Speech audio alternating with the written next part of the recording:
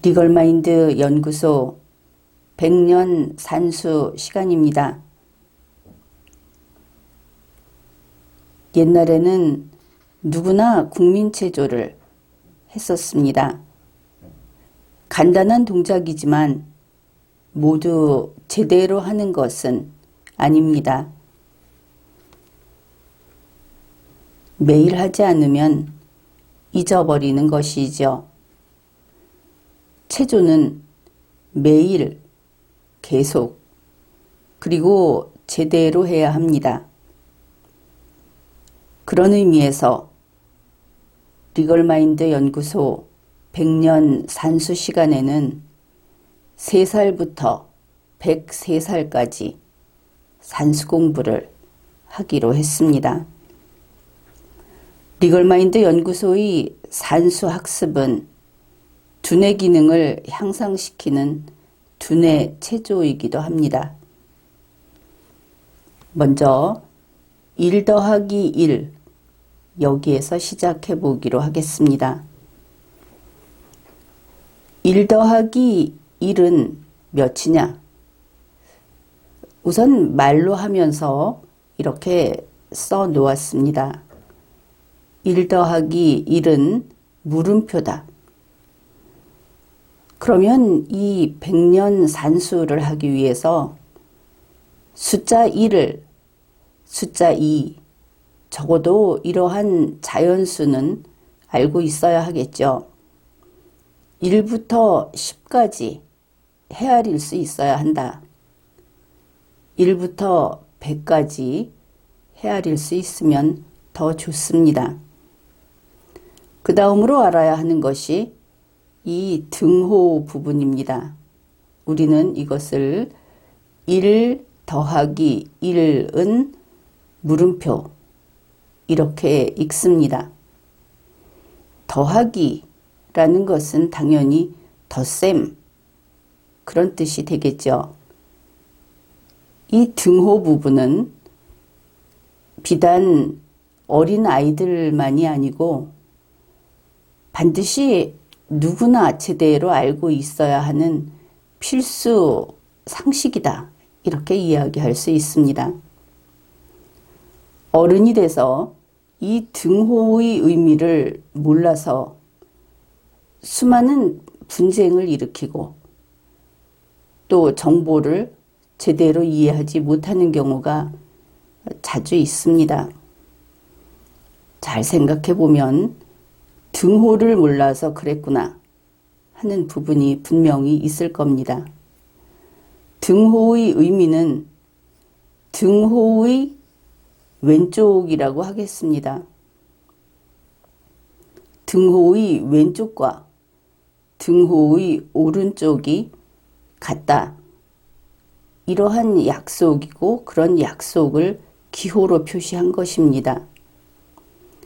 그러면 같다면 등호의 오른쪽을 왼쪽으로 옮겨놓고 등호의 왼쪽을 오른쪽으로 옮겨 놓아도 되겠는가? 어떻습니까? 등호의 의미를 생각하면 그렇게 되어야 하겠죠. 바꿔 놓더라도 등호는 같다 하는 뜻으로 동일하게 성립이 되어야 합니다. 그 다음으로 물음표란 무엇인가?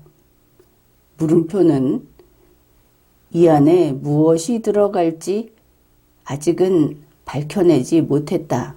그런 뜻이 되겠죠. 결국 우리가 이 답을 찾아서 이 자리에 넣으면 된다. 물음표라는 것은 모르는 상태를 가리킵니다. 모르는 상태였다가 답을 찾아서 넣어주게 되는데 물음표가 여기는 내 자리니까 못 나가겠다. 이러면 안 되겠죠.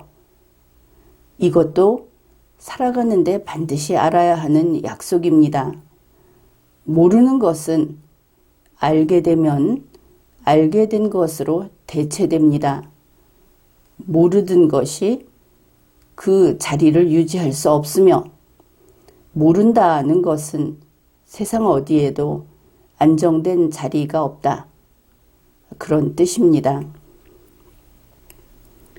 그 다음으로 1 더하기 1을 가령 여기에 긴 막대처럼 보이는 선인장을 하나 놓고 그러면 마치 숫자 1처럼 보이죠. 그 다음에 또 다른 선인장을 하나 놓고 그러면 숫자 1이 하나 더 있는 것처럼 보입니다. 그러면 1 더하기 1은 이렇게 막대 2개를 놓은 것이다. 그러니 2다. 이렇게 설명을 하면 어떨 것인가? 실제로 이와 같은 설명이 우리 대한민국 국회 회의록에 기록되어 있습니다. 오래전 일이기는 하지만 분명히 그런 기록이 있습니다. 그러나 이렇게 설명을 하면 잘못된 것이죠. 앞에 있는 1은 숫자 1입니다. 우리가 알고 있는 기호라고 할 수 있겠죠. 수학으로 치면 숫자 1. 뒤에 있는 것은 잘해보았자 상형 문자가 될 수 있을지언정 숫자 1은 아닙니다. 그러면은 1 더하기 1은 막대기 2개를 나란히 놓은 것이나 선인장 2개를 나란히 놓은 것하고 같고 결국 이 모양이 우리는 한자어를 사용하는 그런 문화권이기 때문에 우리나라에서는 이 정도의 한자어 이것은 대단히 익숙합니다. 그래서 숫자 2다 이렇게 읽게 되면 잘못된 기억이 자리 잡게 되는 것이죠. 특히 교육을 할 때 이렇게 하게 되면 비논리적으로 간다. 이쪽은 숫자이고 문자이고 이쪽은 물체이다. 사물이다. 이런 경우에 등호는 성립하지 않는다. 이렇게 됩니다. 이 부분을 잘 이해해야 합니다. 그것이 그것이다. 이렇게 생각을 할 수도 있을 텐데 바로 여기에서 비논리의 첫 단추, 잘못 깬 첫 단추가 시작되기 때문입니다. 그러면 이것을 아이디어는 좋죠. 이 아이디어를 받아들여서 한번 바꿔보기로 합시다. 1이라는 자리에 사물을 하나 놓습니다. 또 1이라는 자리에 사물을 하나 놓습니다. 그러면 이것은 숫자가 아니니까 눈에 볼 때에는 이렇게 사물과 사물이 놓인 형태로 보이겠죠. 이 경우에는 양쪽은 같습니다. 그렇게 되겠죠. 이제 부호를 넣어 보기로 하죠. 사물 하나가 있습니다. 거기에 더해 줍니다. 사물 하나를. 그러면 눈에 보기에는 사물 하나와 사물 하나가 있는 것으로 그렇게 보입니다. 이때는 등호가 성립이 된다. 그랬습니다. 이제 사물이다 그랬는데 여러분의 머리에서는 분명히 다른 이야기를 막 하고 싶을 겁니다. 왜냐하면 여러분은 이미 여러 가지 상식과 또 단어와 이런 것들을 알고 있기 때문이죠. 이것은 다람쥐가 아니냐, 그 사물이 아니다. 이런 생각을 아마 했을 겁니다. 자세히 보는 사람들은 왼쪽에 처음에 나온 것과 오른쪽에 처음에 나온 것, 왼쪽에 두 번째 나온 것과 오른쪽에 두 번째 나온 것이 동일하다. 이렇게 인정할 정도는 되어야 하겠다. 이런 생각까지 했을 겁니다.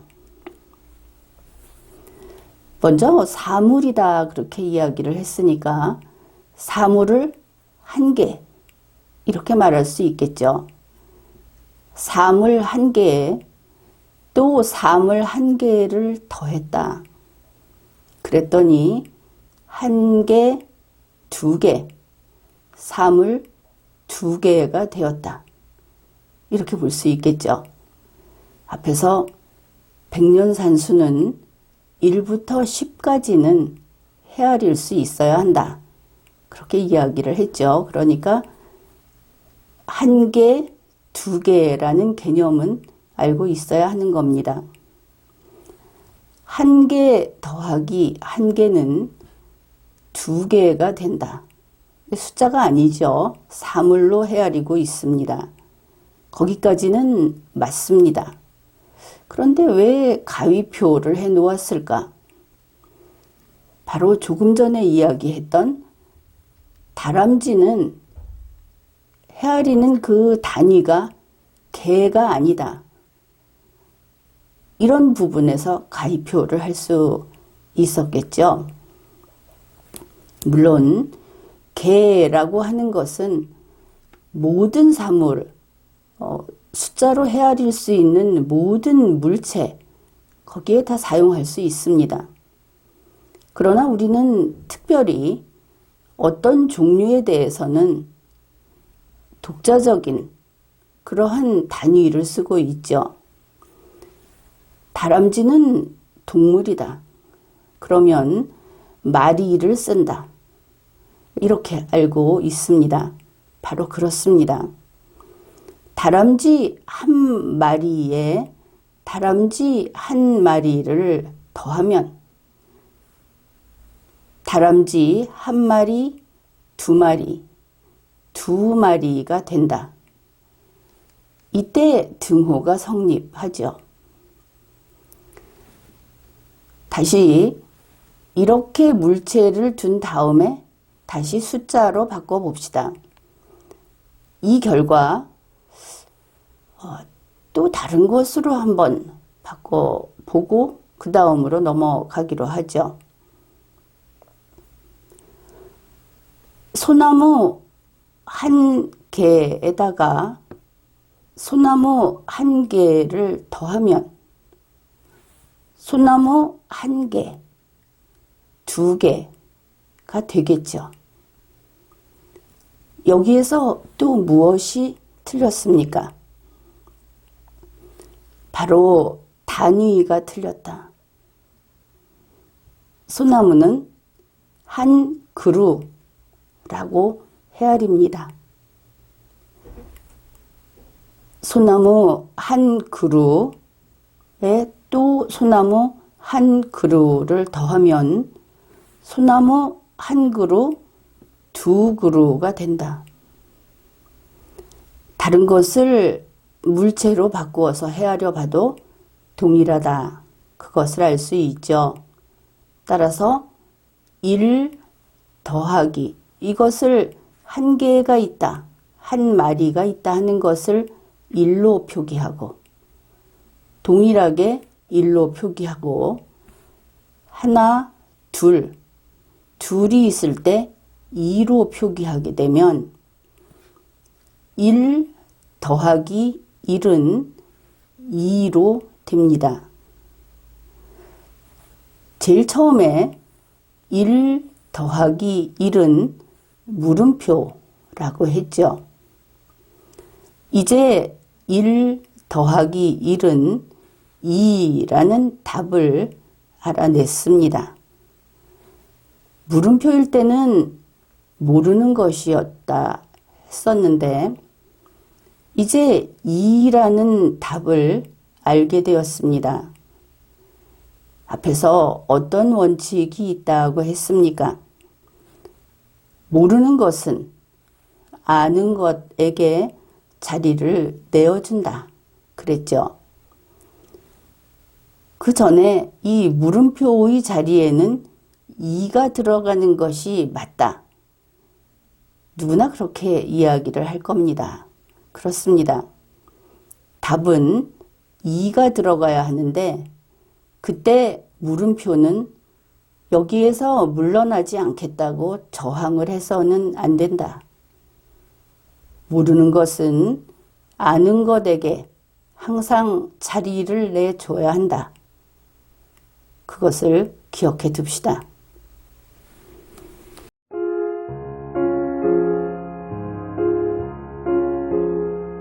Guten Abend, gute Nacht, mit Rosen bedeckt, mit Näglein besteckt, schlupf unter die Deck. Morgen früh, wenn Gott will, wirst du wieder geweckt. Morgen früh, wenn Gott will, wirst du wieder geweckt.